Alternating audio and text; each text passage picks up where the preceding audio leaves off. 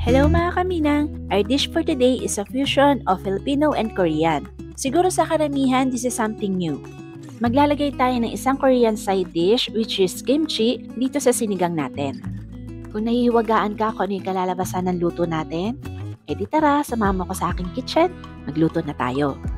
So for my version, maglalagay tayo ng Korean chili paste dito sa pork natin para ma-infuse pa natin yung Korean flavor dito sa pork natin.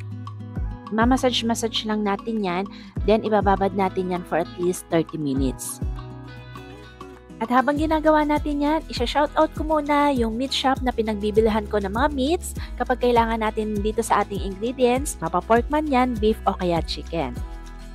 Kaya shoutout to Kyle and Kat Meat Shop dito sa aming lugar. Yung exact location yan, ilalagay ko na lang sa ating description box. After natin dyan, iset aside na muna natin yan, tapos maghiwa na tayo ng iba natin mga ingredients. So, kailangan natin ng sibuyas at saka ng kamatis. Hiwain lang natin yan sa apat.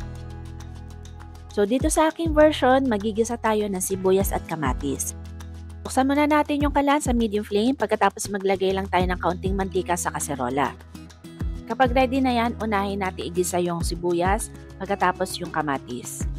Habang inaantay natin yung pagigisa natin, baka hindi ka pa nakasubscribe sa Minang's Kitchen, i-click mo na yung subscribe button at notification bell para ma-notify ka sa mga bago kong uploads at sa mga new recipes natin.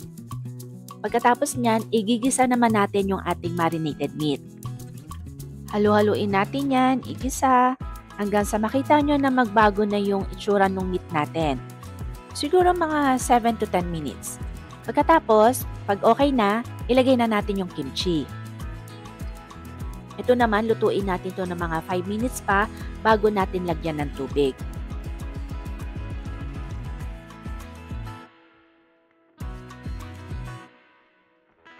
Pagkalagay natin ng tubig, i-deglaze muna natin yung kaserola natin. Yung mga dumikit na flavoring sa kaserola natin, kaskasin nyo yan para sumama dito sa sabaw natin. So after nyan, ilagay na natin yung takip. Palambutin na natin yan siguro mga 40 to 50 minutes. At habang nag-aantay tayo sa pagpapalambot, hiwain na natin yung mga gulay. So yung gulay, depende na yan sa inyo ha kung ano yung gusto nyo ilagay. Meron tayo dito labanos, sitaw, tapos maglalagay rin ako ng okra, talong at saka kangkong mamaya. So ayan, malambot na yung ating karne. Ilagay na natin yung mga gulay. Unahin natin yung labanos. Dapat half cook lang yung labanos natin kasi maglalagay pa tayo ng mga ibang gulay mamaya. Siguro mga 3 to 4 minutes lang yan. After that, titimplahan muna natin yung sabaw bago natin ilagay ibang gulay. Mag-add tayo ng kimchi juice at Korean chili paste para mas flavorful. And of course, our tamarind powder. Haluin natin yan na maigi. After that, tikman natin. So, nasa sa inyo na yan kung gusto nyo magdagdag pa na iba pang pampalasa. Pero ako, nagdagdag ako ng kaunti lang na patis. Pagkatapos nyan, pwede na natin ilagay yung ating okra at saka sitaw. Palambutin natin siguro mga 3 minutes ulit. Sunod na natin yung ating talong at saka yung siling haba natin. This one siguro mga 2 minutes lang. And after that, pwede na natin ilagay yung kangkong. And for the final touch, let's add some more kimchi. Actually, this is done. Inaantay na lang natin na medyo maluto pa yung kangkong. Nakakatakam na, di ba? Curious tuloy ako kung ano ng lasa niyan. Sarap tuloy humigop ng mainit na sabaw. Kaya ano pang hinihintay natin? I-serve na natin to.